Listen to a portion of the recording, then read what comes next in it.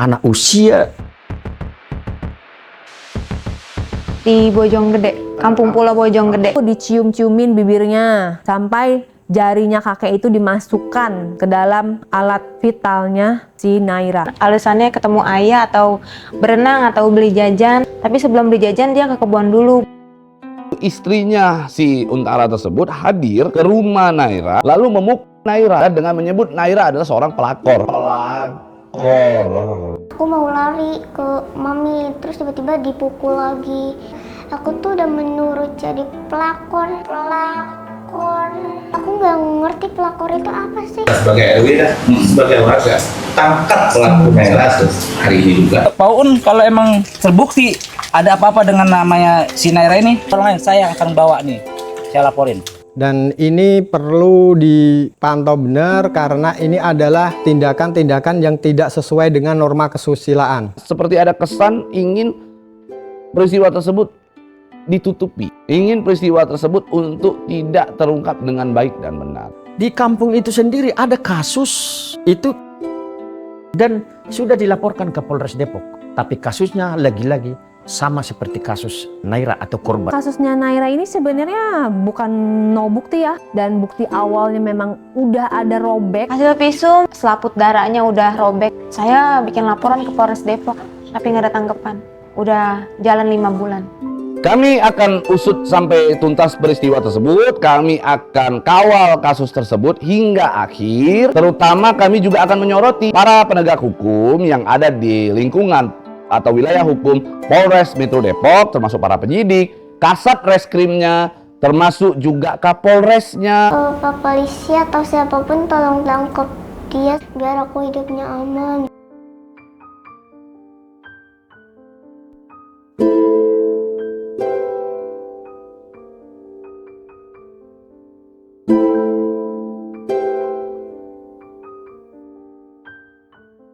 Halo Naira.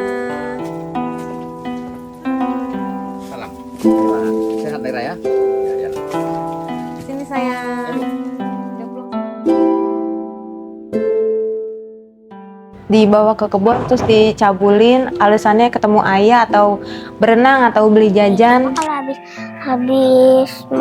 habis sholat kita ke situ katanya di warung yang tadi. Iya, yang kemarin. Itu berlangsung lama. Naira 6 tahun setengah. Sekarang umurnya? 8 tahun. Kalau awal-awalnya itu kan Naira ini emang sering diajak-ajak ya. Alasannya mau ketemu sama ayahnya. Padahal enggak. Alasannya sama ketemu ayah. Karena Naira ini dari 10 bulan nggak pernah ketemu sama ayahnya. Iya, bilangnya kenal sama ayahnya Nay. Padahal enggak. Ayahnya Naira juga udah dikonfirmasi sama keluarga saya, nggak ada kenal. Dia bohong. Bohong. Demi dapetin Naira, dia bohong. Si kakek itu berbohong sama Naira, sama mamanya Naira. Dia bilang ke rumahnya Naira, ini ayah kamu yang meninggalkan kamu ini, kamu mau ketemu sama ayah kamu? Ya mau dong, kek, katanya gitu. Ya kakek kenal nih sama ayah kamu. Awal mulanya kami didatangi oleh seseorang yang bernama Obor Panjaitan, gitu ya. Merupakan aktivis, salah satu aktivis anak juga di lingkungan Bogor, Depok dan sekitarnya.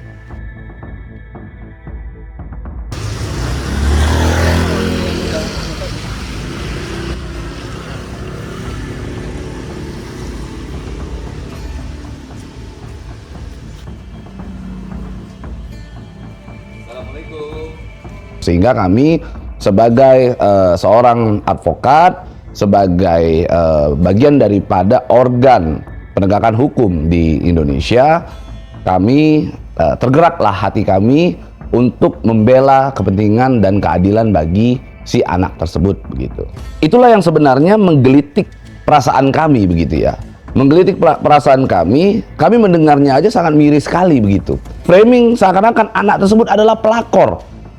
Harusnya bisa membedakan mana yang pelakor, mana yang merupakan korban daripada pelecehan seksual. Ini yang menjadi persoalan penting yang harus ditegakkan Akhirnya beliau hadir kepada kami meminta backup, meminta bantuan agar hak ataupun keadilan dapat ditegakkan bagi seorang anak yang bernama Naira tersebut. Nah, akhirnya kami hadir di Kampung Pulo, yang mana Kampung Pulo Bojonggede di kawasan Bogor. Cuman memang wilayah hukumnya masuk di Polres Metro Depok begitu ya, menjunjung tinggi toleransi gitu ya terhadap warga sekitar dan lain-lain.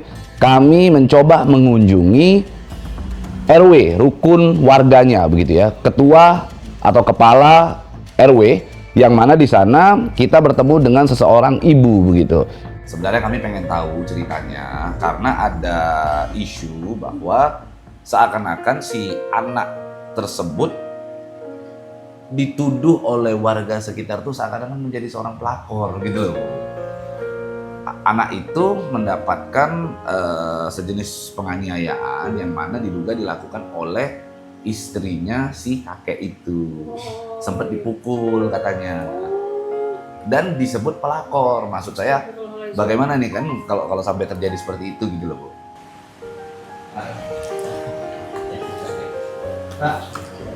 Ya, Pak RT. Siapa namanya, Pak? Mohon izin. Gumelar. Ya. Jadi kita mulai ya, Pak ya. Jadi sebenarnya yang kita mau pertanyakan di sini adalah klarifikasi, Pak, mengenai kasusnya Naira. Kebetulan kami ini kuasa hukumnya dari keluarganya Naira, dari ibunya Naira dan Nairanya sendiri. Tapi kami namanya ingin melangkah, kan kami advokat ya Pak ya. Ketika kita ingin melangkah, kita pengen mendapatkan informasi yang jelas sebenarnya apa sih yang terjadi gitu loh Pak. Sepengetahuan Bapak aja begitu. Kok nggak konfirmasi ke saya dulu ya? Naira itu kan keluarga saya keluarga. Pakai pengacara emang harus ngomong ke RT? Hah? Emang harus ada ngomong ke RT? Nggak harusin. Ada aturannya Bapak? Nggak ada. Pakai pengacara siapapun berhak Pak? Boleh, itu pribadi. Bantuan hukum. Bantuan hukum. Dari siapapun berhak. Bapak sendiri pun gitu boleh. loh. Bapak kalau ada masalah begini ya hukum. Pak, mohon maaf saya tekankan dulu. Kami datang di sini baik-baik, kami ingin klarifikasi. Jangan terkesan Bapak muncul seakan-akan kami ingin nyerang ini itu, enggak. Kami cuma mau tahu duduk persoalannya. Awalnya itu tidak diterima dengan baik begitu. Nah, sempat bersih tegang antara Pak RT dengan Pak Pablo gitu ya. Kalimat yang dilontarkan oleh Pak RT tersebut menyatakan bahwa setiap warganya dia yang sedang berhadapan dengan hukum, jika ingin menunjuk pengacara, seakan-akan harus melalui persetujuan daripada RT tersebut atau melalui izin daripada RT tersebut. Kami sampaikan kepada RT tersebut, dari mana ada aturan itu gitu ya. Kami sampaikan kenapa ada aturan itu. Saya yang bertanggung jawab. Ya. Saya bantu sampai saya ke Polres. Ya. Yang sebenarnya yang pengen kami perjelas adalah kronologi kejadiannya Pak. Aduan dari warga saya itu ya itu dia dicabuli. Berarti Anak benar itu. Pak ya terjadi Betul. ya. Tidak ada perbuatan yang lebih jauh selain perbuatan tangan Kita pisau. nggak ada yang tahu, nggak ada yang menyaksikan. Nggak ada yang menyaksikan. Baik, berarti Bapak memang paham, Bapak tahu. Kami mendapatkan informasi. Ada seakan-akan isu bahwa sejumlah warga yang ada di sini memframing seakan-akan si anak ini usia 8 tahun dibuat sebagai seorang pelakor gitu. Itu gimana Pak ceritanya? Dia masih anak-anak yang harusnya dia happy bermain dengan teman-temannya, terbahak-bahak, ketawa-ketawa, dia nggak tahu apa-apa, dia taunya cuman main dan main. Begitu dia sekolah, dia juga mempelajari cuma baca, tulis, hitung. Harus merasakan kebahagiaan yang sempurna harusnya. Jadi kita harus aware, kita harus care, kita harus perhatikan semua anak-anak Indonesia, bukan hanya anak kandung kita saja. Ketemu Naira ternyata anaknya itu menurut Bapak ya, menurut penilaian saya itu dia ceria, dia mengalami hal seperti itu. Kalau saya menjadi dia ya dulu misalnya di usia 7 tahun dia begitu kan mungkin aku udah nggak tahu lagi harus kayak gimana, depresi, terus nangis atau nggak punya kayak kebahagiaan gitu. Tapi Naira tetap melihat sekelilingnya dan happy dengan orang-orang di sekelilingnya. Bapak tahu itu? Tahu. Nah, itu gimana Pak kronologinya? Bukan itu bang, Heeh. yang cemburu ininya. Iya, jadi awalnya itu kan ribut. Dan dari kami ini sebagai nama lingkungan terakhir itu, yang awal ketahuannya bisa terjadi. Mereka ribut antar keluarga. Ya, saya datang ke sana, tapi di situ awalnya nggak, kok kenapa? Sampai terakhir itu kok ibu kenapa ini sama ini? Dia ibunya, bininya nggak cerita. Kalau dia cemburu ya. Jadi ibu ini merasa tersudutkan oleh lingkungan. Seakan-akan ibu ini membuat satu polemik dengan adanya persoalan hukum ini. Ya. Yang mana di sini terlapor, terduga pelaku itu adalah Pak Uun. Pak Untara itu, saya sebut namanya Pak orang Iya, Tujuan kita mau ke Pak RT, ada juga satu hal yang memang kami mau klarifikasi. Sempat ada bahasa dari klien kami yang menginformasikan kepada kami bahwa Pak RT sempat menyampaikan kepada klien kami seakan-akan klien kami membuat pengaduan palsu. Pak Un, kalau emang terbukti ada apa-apa dengan namanya si Naira ini, tolong saya yang akan bawa nih, saya laporin. Warga saya pribadi di sini dengan aduan dia, sebenarnya tahu kedekatan anak itu sama pelaku. Tapi warga saya atau yang lain dari keluarga dia sendiri, yang saya bikin ragu itu, belum ada yang menyaksikan anak itu diperlakukannya seperti apa sama dia.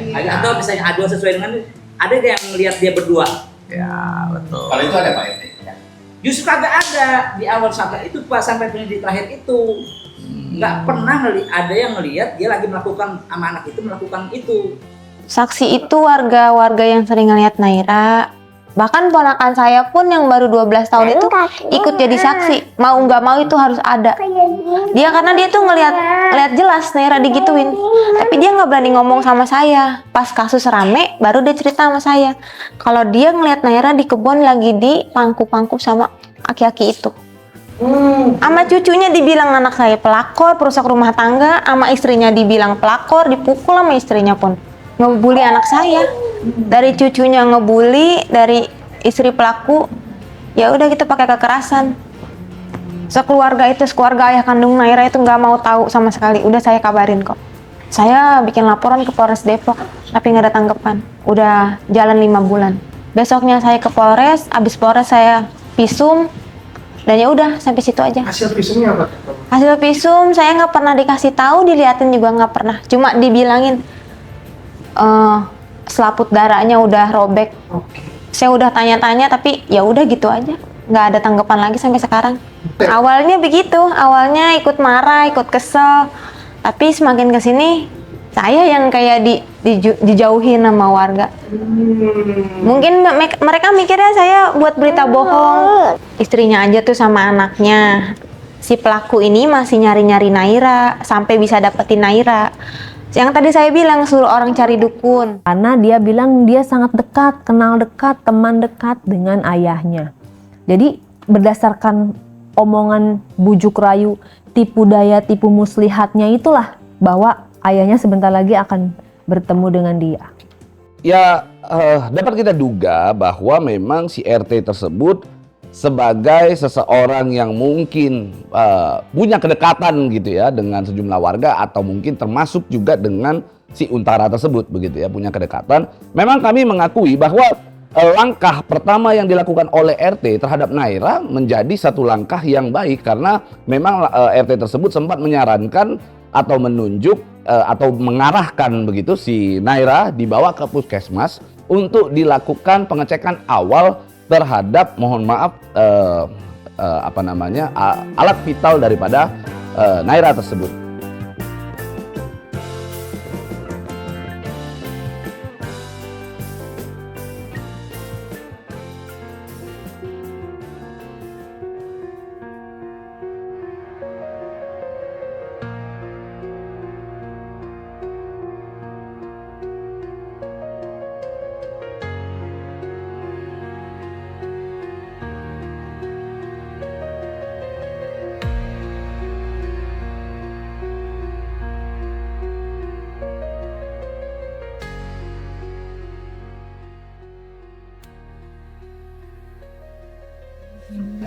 Ya apa Bu?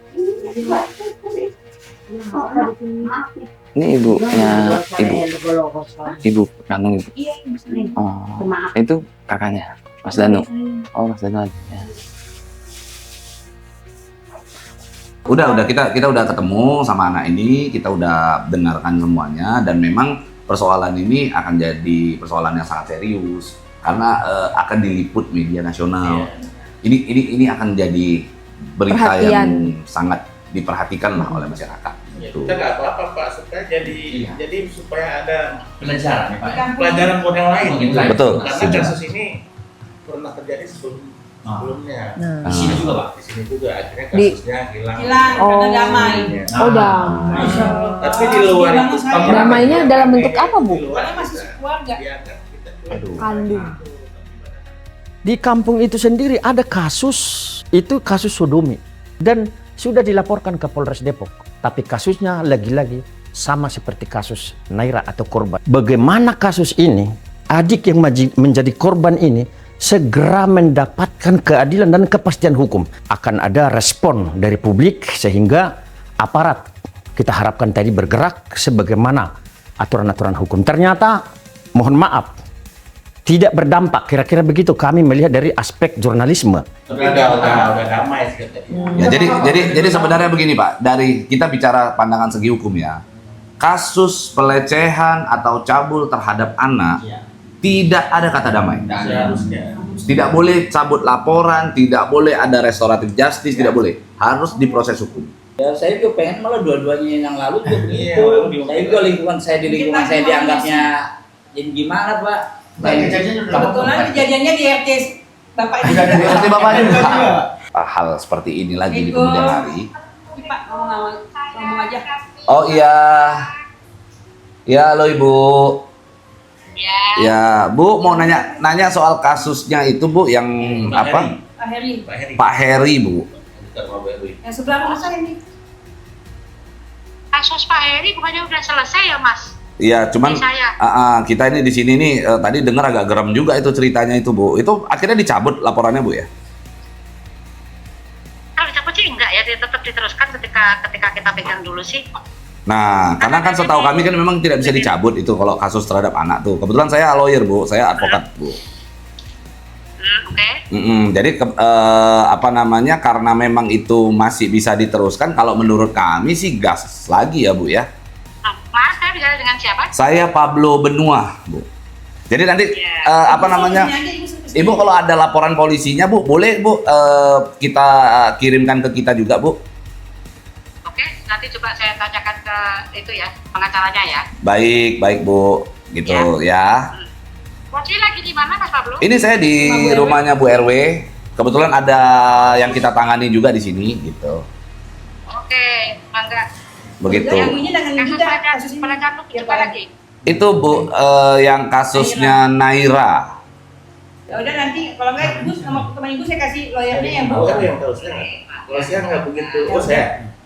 Tetap mau beliin baju buat dia, buat kalau dia mau salinan.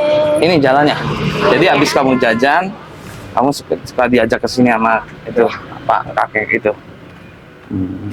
Kita bisa lewat yang gang sempit sama yang gang luas itu. Kamu biasanya mana? Lewat sini apa lewat sini? Halo. Kamu biasa lewat sini apa lewat sini? Keseringannya lewat sini. Lewat sini.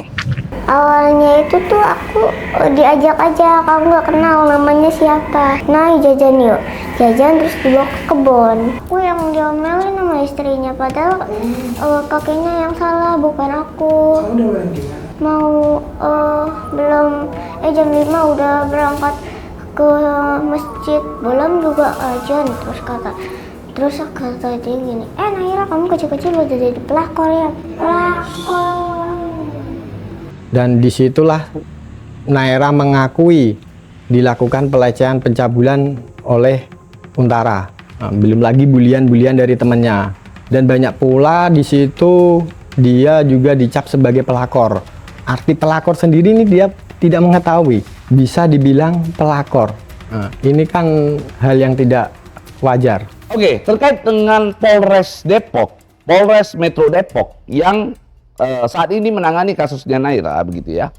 Kami dalam waktu dekat ini memang berencana akan menyambangi Satreskrim Polres Metro Depok untuk menindaklanjuti peristiwa tersebut, untuk menanyakan perkembangan hasil penyelidikan atau penyidikan yang telah dilakukan oleh Polres Metro Depok. Hingga saat ini belum ada informasi yang jelas. Kita bisa menilai seberapa lambatnya proses penegakan hukum yang dilakukan oleh penyidik Polres Metro Depok. Proses tersebut sudah dilaksanakan kurang lebih 4 bulan dari dilaporkannya peristiwa tersebut. Kami akan usut sampai tuntas peristiwa tersebut. Kami akan kawal kasus tersebut hingga akhir. Terutama kami juga akan menyoroti bagaimana para penegak hukum yang ada di lingkungan atau wilayah hukum Polres Metro Depok, termasuk para penyidik, Kasat Reskrimnya, termasuk juga Kapolresnya. Kami akan soroti itu, kami akan kawal terus untuk peristiwa tersebut, termasuk juga kasus yang terjadi pada tetangga Naira. Tetangga Naira juga mengalami hal serupa di Polres Metro Depok. Tindakannya katanya sudah hampir 1 tahun. Kekerasan seksual terhadap anak atau kejahatan terhadap anak adalah kejahatan yang harus kita musuhi bersama. Tidak ada toleransi sekecil apapun. Zero tolerance. Dan kalau Kapolres Depok kedepannya tidak merespon atau tidak ada tindak lanjut setelah kami nantinya melakukan upaya-upaya, Metro Depok, bahkan nanti mungkin Kapolres Depok tersebut kalau sudah pindah dari Polres Depok, kemanapun ia ditempatkan, kami juga akan soroti kinerjanya.